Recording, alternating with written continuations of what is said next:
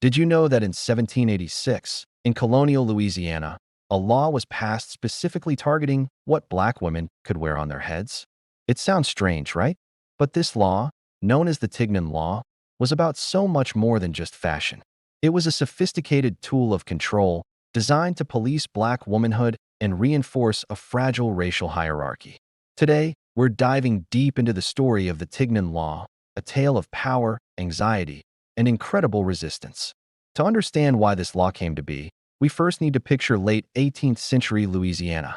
Under French and then Spanish rule, New Orleans had a complex social structure. You had the white colonists, the enslaved African population, and a growing, influential class of free people of color, or gens de couleur libres. Within this third group, free black women were carving out a unique and powerful space for themselves. Many were successful entrepreneurs, artisans, property owners, and traders. They weren't just surviving, they were thriving. They dressed in beautiful, fashionable clothing, wore elegant jewelry, and styled their hair in elaborate ways that often rivaled or even surpassed those of wealthy white women. This visibility, this public display of success and autonomy, made the colonial authorities very nervous. As historian Emily Clark puts it, these women disrupted the visual grammar of race upon which colonial authority depended. Their very presence challenged the idea that social status and whiteness were one and the same. Clothing and appearance became a battleground, and the colonial government decided it was time to draw a line. This brings us to the man behind the law, Spanish Governor Esteban Rodriguez Moreau. In 1786, he issued the edict that would become known as the Tignon Law. Officially, its purpose was to curb excessive luxury and to make a clear visual distinction between women of African descent and white women. The rule was simple: black women, both free and enslaved, were required to cover their hair in public with a cloth headwrap, or tignon. Elaborate hairstyles, which were a source of pride and a mark of status, were now banned from public view. But this wasn't just about controlling fashion. As legal historian Ariella Gross explains, these kinds of laws were technologies of racial formation. They were designed to make social hierarchy visible and undeniable. In the colonial mind, the hair of women of African descent was seen as exotic, powerful, and even threatening. Covering it up was a symbolic act of subordination, an attempt to neutralize a perceived threat to the social order.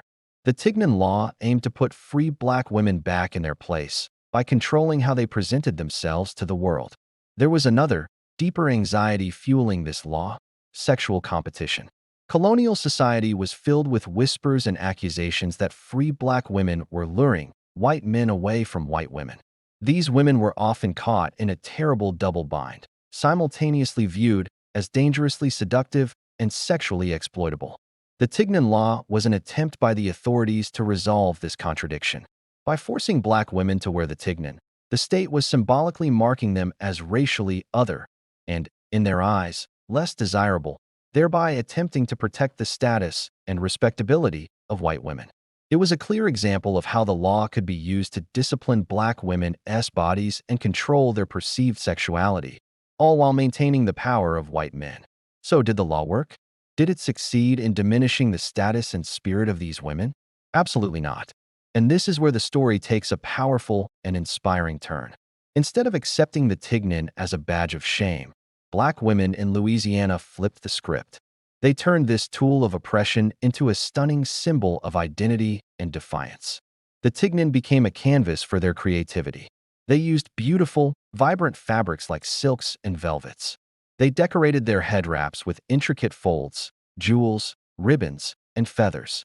What was meant to be a plain, drab covering became an elaborate, fashionable statement. They took a rule designed to make them invisible and used it to become even more visible, more beautiful, and more defiant.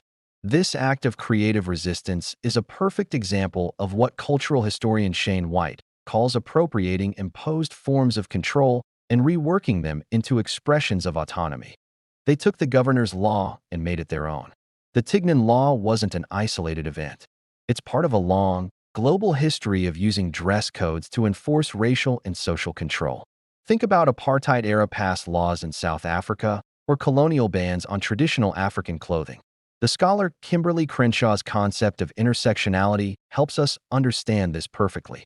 Black women were being targeted not just because of their race, and not just because of their gender, but because of the unique intersection of both. The regulation of their bodies became the point where racial control and gender discipline met. The Tignon Law was an early American chapter in this long, ongoing story. After Louisiana became part of the United States, the Tignon Law was officially no longer enforced. But its legacy is far from over. Think about the debates we still have today about black hair in schools and workplaces.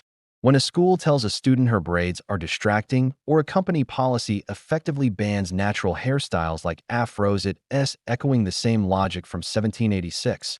That black self-expression needs to be controlled to fit a dominant, often white standard.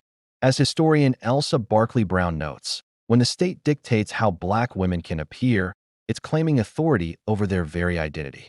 The story of the Tignon Law shows us how fragile power structures can be. The colonial government felt so threatened by the sight of successful, fashionable black women that they had to pass a law to control their hair. But it also shows us the incredible resilience and creativity of those who refuse to be defined by oppression. The women of colonial Louisiana didn't just endure, they resisted. They transformed a symbol of their supposed inferiority into a crown of dignity, beauty, and cultural pride. Their story is a powerful reminder that even in the face of control, the human spirit will always find a way to express its own truth. It's not just a story of repression, it's a story of survival, artistry, and the enduring power of black womanhood. Thank you so much for watching. If you found this story as fascinating as I do, please hit that like button and subscribe for more hidden histories. Let me know your thoughts in the comments below. See you next time.